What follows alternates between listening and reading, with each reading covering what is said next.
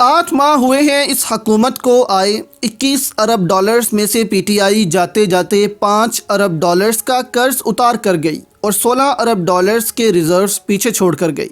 अब इन 16 अरब डॉलर्स में से सिर्फ 6 अरब डॉलर्स पड़े हैं जो कि दोस्त ममालिक के हैं। अब ये बाकी पैसा कहाँ लगा, इसकी तफसीलात सामने आ गई हैं। सहाफ़ी शहबाज राना के मुताबिक वजारत ख़जाना के ज़राए ने रवां साल के 5 माह में सूद और दिफा पर अखराजात की तफसीलात बता दी हैं, जिसके मुताबिक रवां माली साल के पहले 5 महीनों के दौरान बजट की सिर्फ 2 मदों यानी कर्ज़ों पर सूद की अदायगी और दिफा पर 2200 अरब रुपए खर्च हो गए, जो वफाकी हुकूमत की कुल खालिस आमदनी से भी ज़्यादा है। वजारत ख़जाना के ज़राए के मुताबिक रवां माली साल जुलाई ता नवंबर के दौरान वफाकी हुकूमत पर वाजिबुल अदा 50,000 अरब रुपए के कर्ज़ों पर सूद की लागत में 30% से ज़ायद का तशवीशनाक इजाफा हुआ है। रवां माली साल के इब्तदाई 5 माह में यानी जुलाई ता नवंबर के दौरान कुल अखराजात का 63% सिर्फ 2 मदों कर्ज़ों पर सूद की अदायगी और दिफा पर खर्च हुआ।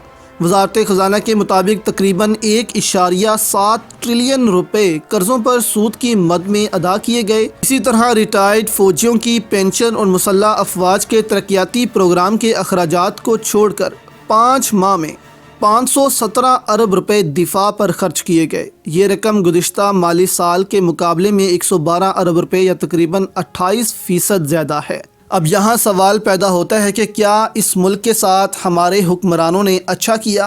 कर्ज ले लेकर आज सिर्फ 1.7 ट्रिलियन रुपए सिर्फ कर्ज पर सूद के लिए अदा किए गए हैं। यानी सूद आप कह लें कि वहीं का वहीं है, बस इस पर हर साल अरबों खरबों रुपए पाकिस्तान सिर्फ सूद अदा करता है। और अगर इसी को अदा करते रहे तो पाकिस्तान मौशी तौर पर कमज़ोर से कमज़ोर तर होता जाएगा।